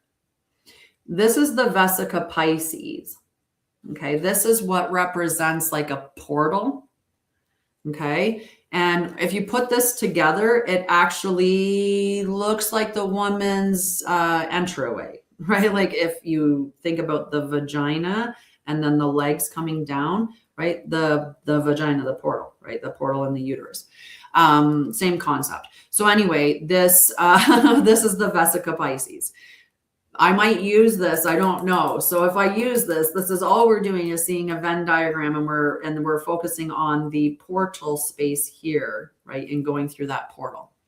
And that's good enough. Your higher self knows all that it needs to know. You are attached to the greater consciousness, right? You are attached to the celestial archives. You are used to, you're used to the celestial archives. That's another great spot to show it. A great spot to show it, because it does show up repeatedly in here, because we have this circle overlapping this circle, which means that right here in this space here would be another Vesica Pisces, right? And that would create it continually over and over again in the flower of life.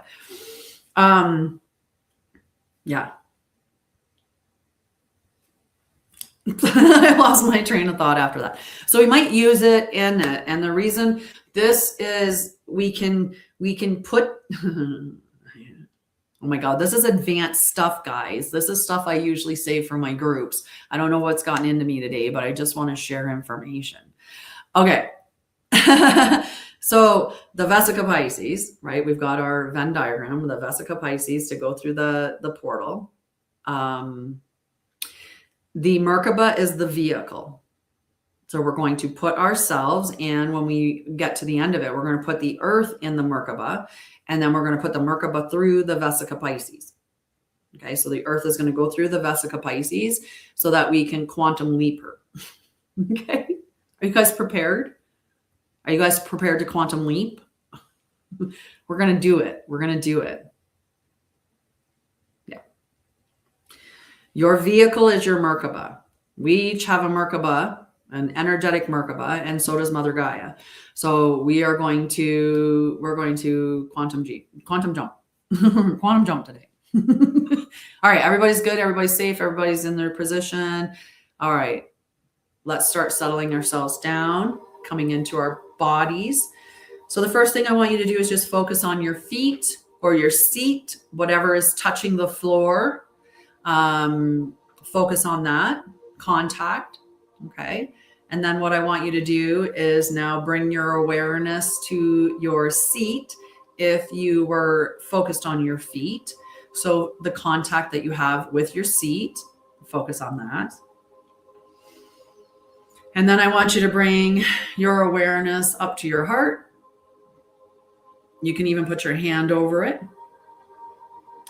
And then you're going to close your eyes, and we're going to begin to breathe deeply in through our nose and then out through our mouth, making sure that our exhale is longer. And we want to make sure that we're engaging our diaphragm. Okay, so we want to make sure that we're getting down into our tummy. So let's begin. Nice breath in and out.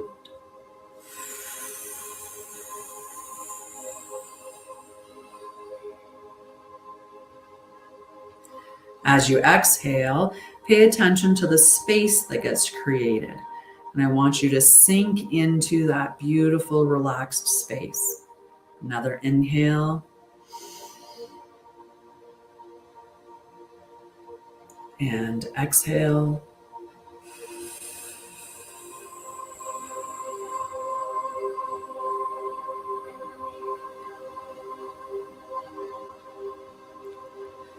And again, one more inhale and exhale, where you really allow yourself to sink into the space that gets created. Inhale and exhale.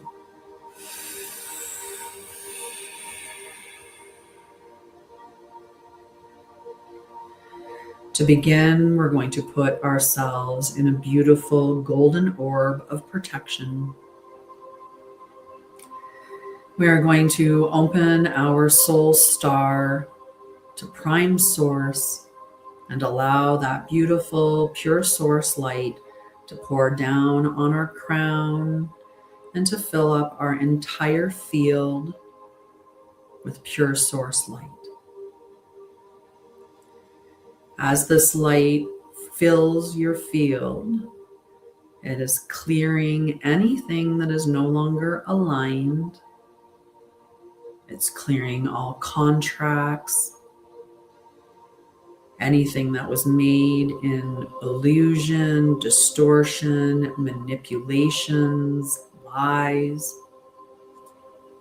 It's going to release anything that you are not under informed consent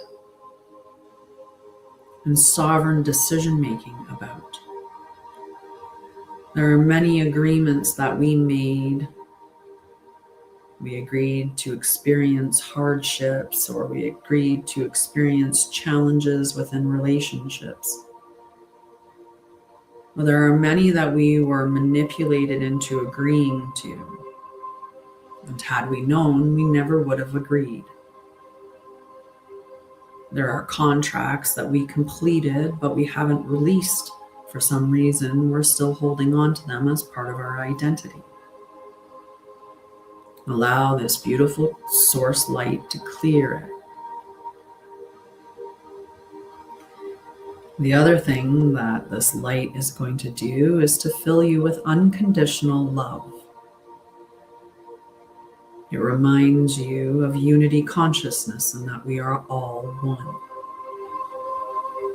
In this moment, we are gathered, connected, doing this powerful work for the collective. And because we're connected, it's amplifying everything that we're doing. We're spread out around the world, lighting up our own particular node. And as we connect into the ley line, we're going to send that energy through the ley lines to other key sites, to all the beings and life that exists upon her, and to Mother Gaia herself. That's why we do this work.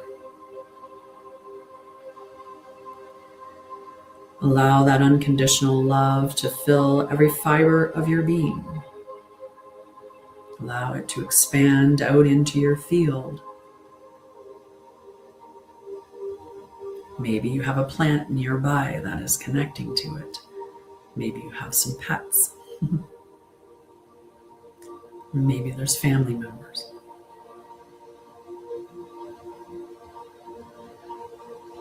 Allow that beautiful light to continue to cleanse, to clear, to remind you of unconditional love, and to heal you. Wherever this light touches, tension is released. Wherever this light reaches, pain is reduced.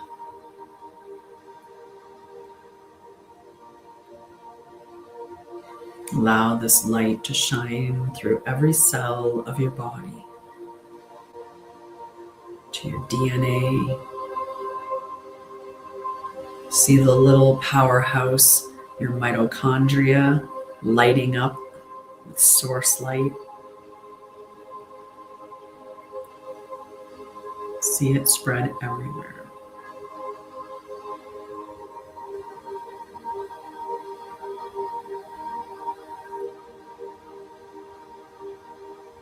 Once it has moved through your field, clearing any attachments, any entities, any beings are detached, cleared, cleansed, returned to source light,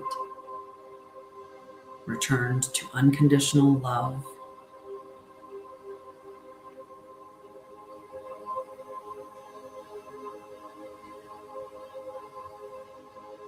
Nothing exists within this bubble that is not aligned with the divine laws, divine truth, divine love, divine wisdom.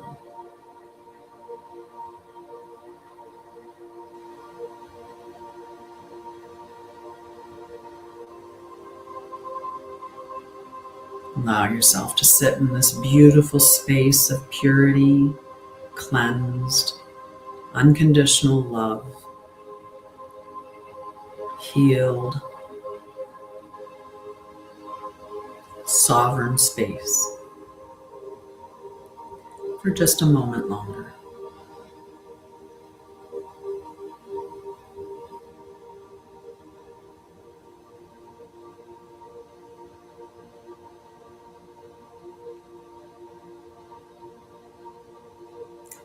We work on ourselves first before we work on others.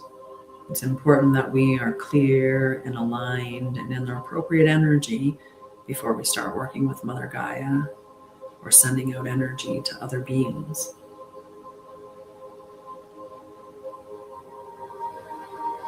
At this point, I want you to call in your oversoul and your monad. These are different links in the chain. The monad settles into the flame in your heart.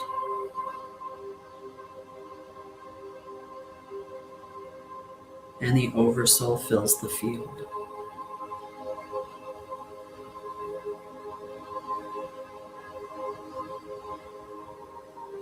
I'm going to envision that beautiful flower of life that we spoke about earlier. And we're going to pass that through our entire field,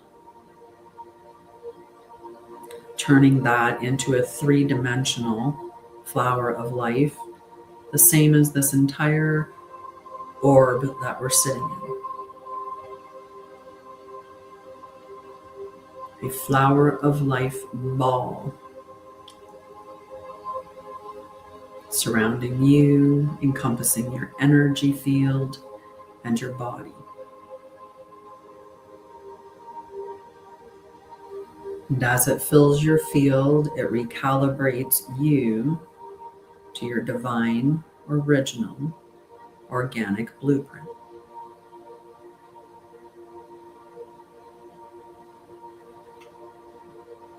Just breathe as you receive it into your body, into your energy, into your DNA, down into every cell.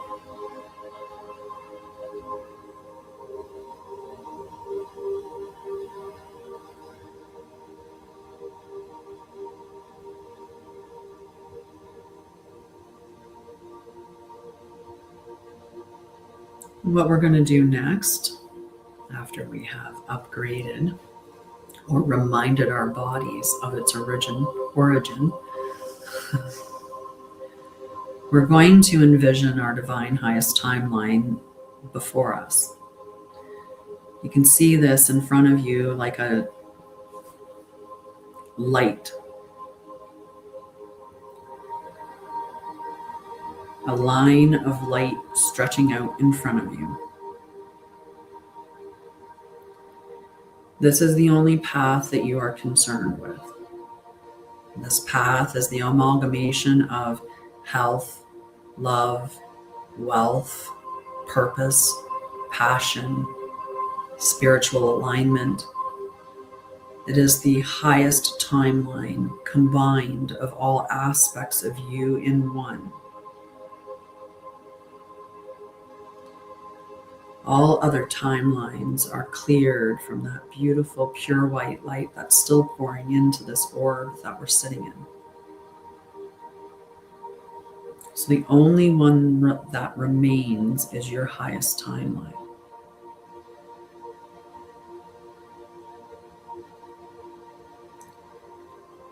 See yourself in your Merkaba.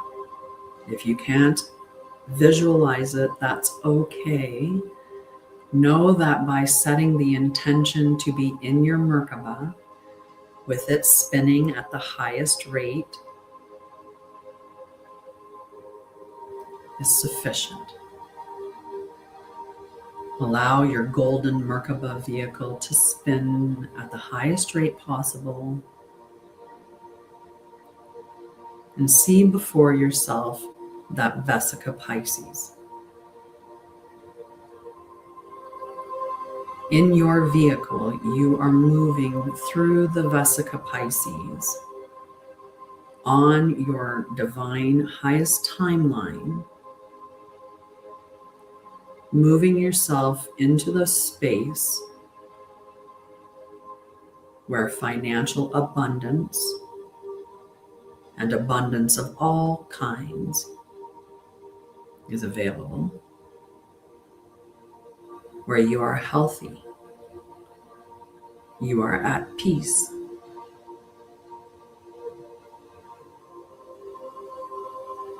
you are aligned, you are on mission, doing your passion and your purpose.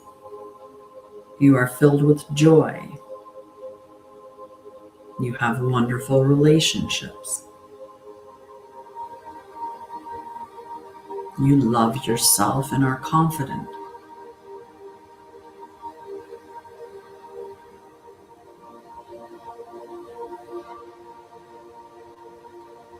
As you move through the Vesica Pisces on that timeline, look behind and see the Vesica Pisces close. There is no going back.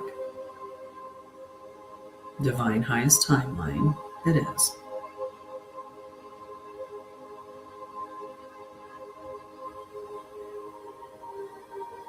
Now we're going to work on others and do the global part of the meditation. This beautiful orb that we're sitting in, full of source light, that pure, unconditional love,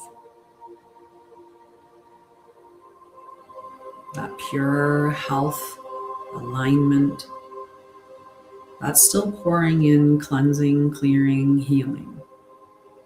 And all of us together are going to draw Mother Earth into the center of our circle, so that the entire planet sits between us.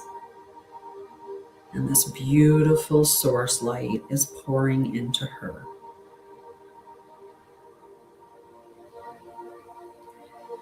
It's aligning with every animal, every plant, every being is filled with this beautiful light. It is made available for the asking for those who are asking. It is not given to those who are not open to receive. We do not violate consent.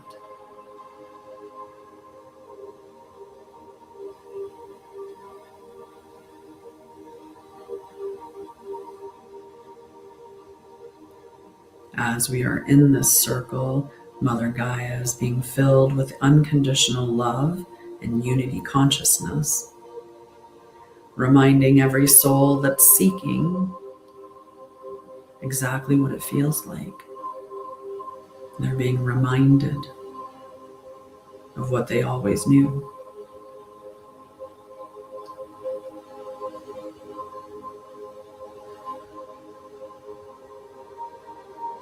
That unconditional love spreads through every heart. Everyone that asks, "Where is love?" will be provided love from us today.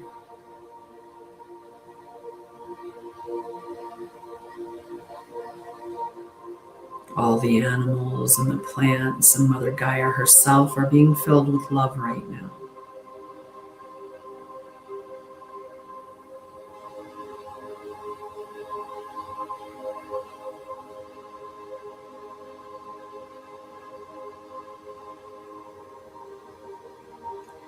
And as we focus on how peaceful we feel in this moment, we can share that peace with Mother Gaia and all beings as well. Those who pray for peace will receive it because you gave it today.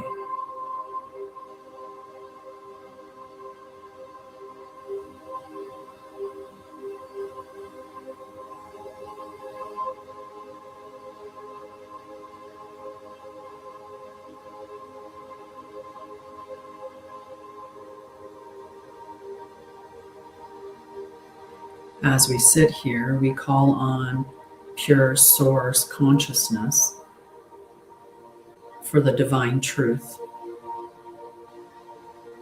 And we ask that that divine truth be sent to Mother Gaia and all beings. And those who request the truth will be given it.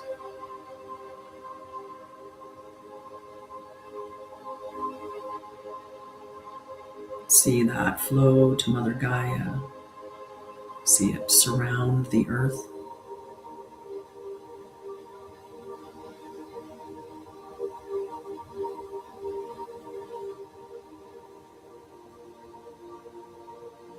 And now we're going to see Mother Gaia in her beautiful golden Merkaba.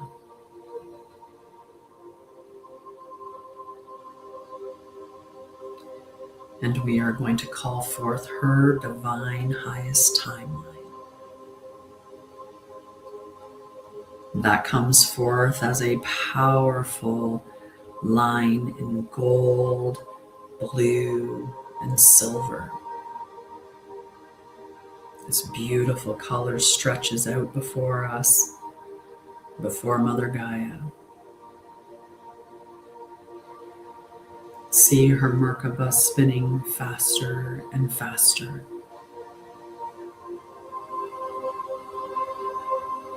As you look at the timeline, the divine highest timeline for Mother Gaia, see the Vesica Pisces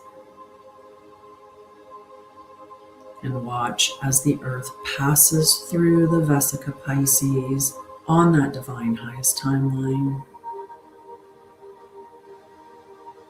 And we can all turn around and watch as the Vesica Pisces closes, sealing off any other timeline. So this is the only truth.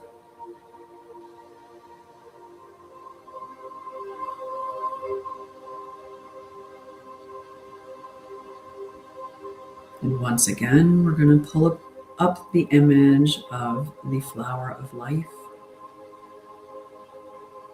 We're going to wrap the earth in it.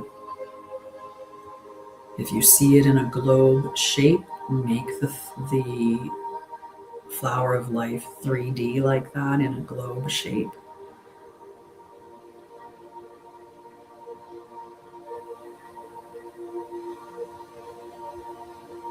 Allow the divine original organic blueprint to be applied to every being, to be reminded of the earth herself.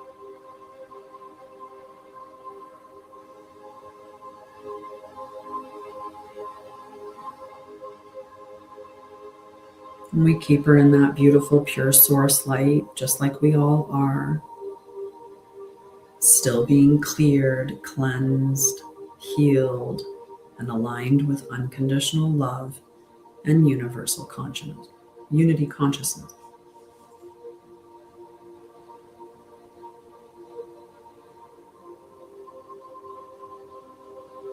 Allow that light to cleanse and clear and ensure that nothing but the divine highest alignment is available for us all.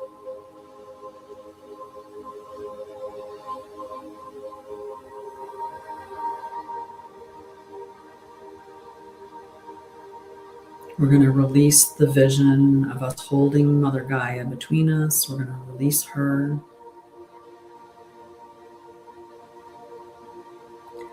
We're going to bring our awareness back to ourselves, focusing on our feet. And then bring your awareness to your seat. Maybe wiggle a little. Bring your awareness back to your heart. Take a breath in and out. And open your eyes. And come back to me.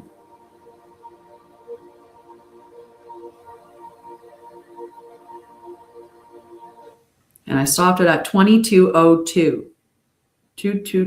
The time on the music.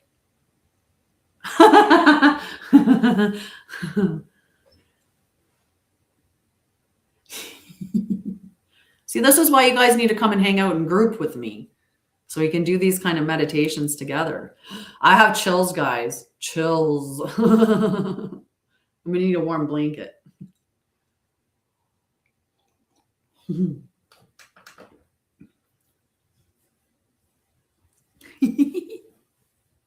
You got that. It's here. It's now. You're good. Look at, you can do pin. What's this pin thing? Huh. Cool. There's apparently something. Oh, that's cool. I didn't know that I could send myself a message and say, I need my experience. I need my, what console, what services do you offer? I could have asked myself. I could have sent a message to myself. I think that's really silly. I know what services I offer. I'm offering them. Anyway, it was aw, thank you, love. I appreciate you.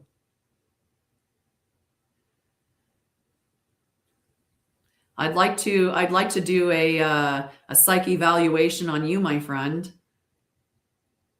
Just would love to.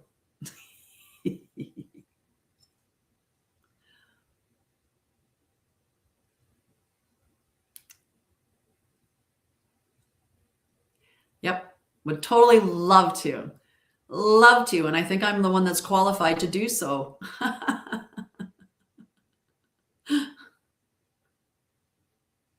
Sorry, someone on YouTube thought he was funny because he called me a lunatic. I wonder if he understands where the word lunatic comes from.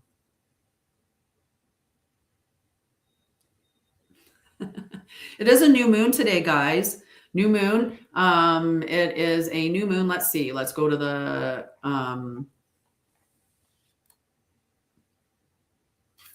moon today.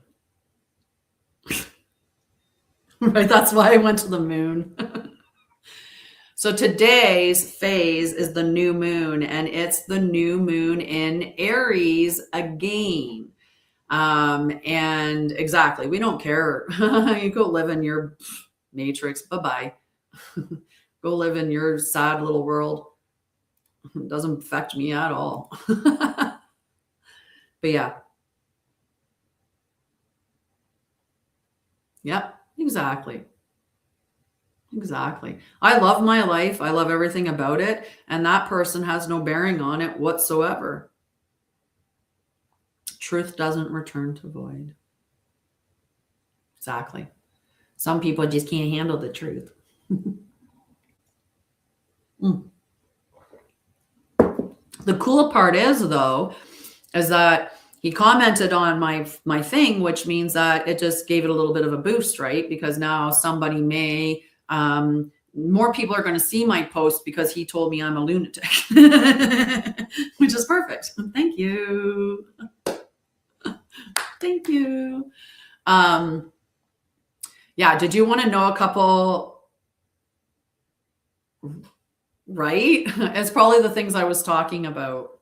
Exactly. I've got my tribe. I don't need yours. What was I going to talk about? Oh.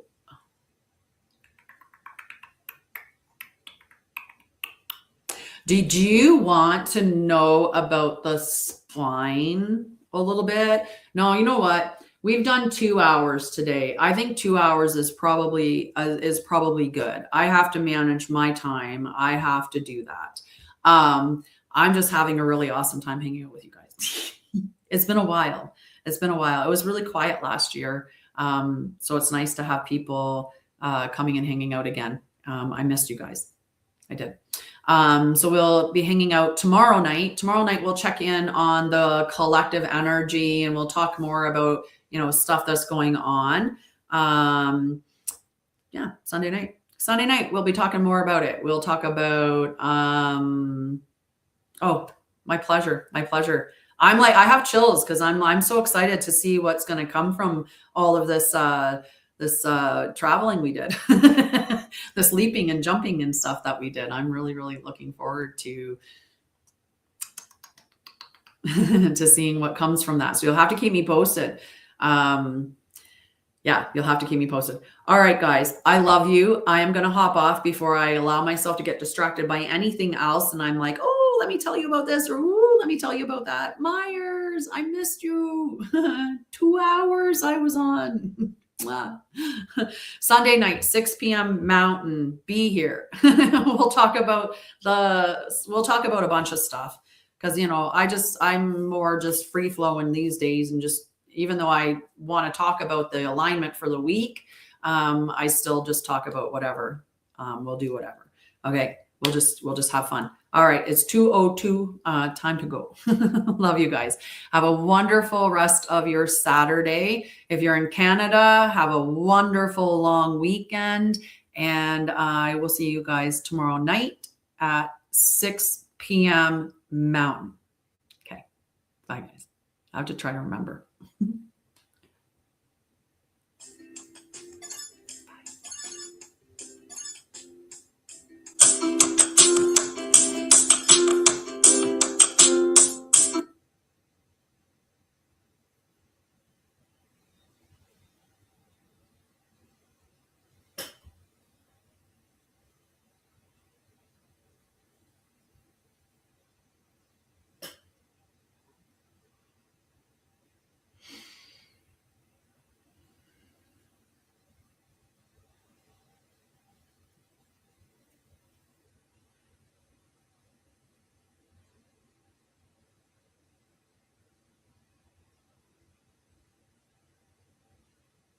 I thought you were Vince. That was funny.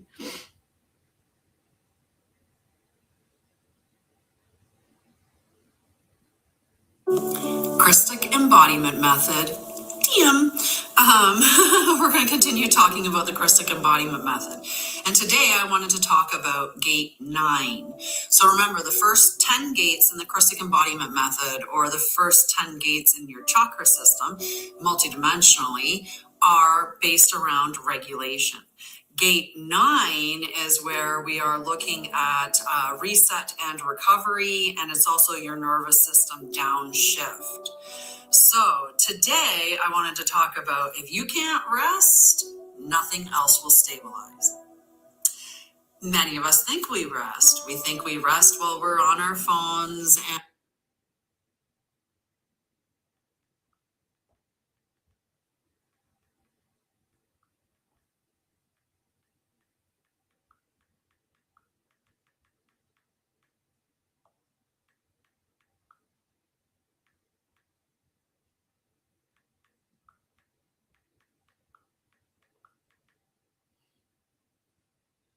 we're watching TV, like we're going to just chill out in front of Netflix. But that constant input is keeping your system on. Create 10 minutes today where you have no input, no phone, no talking, just stillness. Because rest is not wasted time, it's how your system resets. So I'm going to talk about it a little more in depth. I'm going to give you a little bit of the education that I give in the embodied leadership circle, so that you kind of can understand how we go into a bit more depth. Many people are physically exhausted but neurologically activated. Okay? Rest becomes difficult when the body associates stillness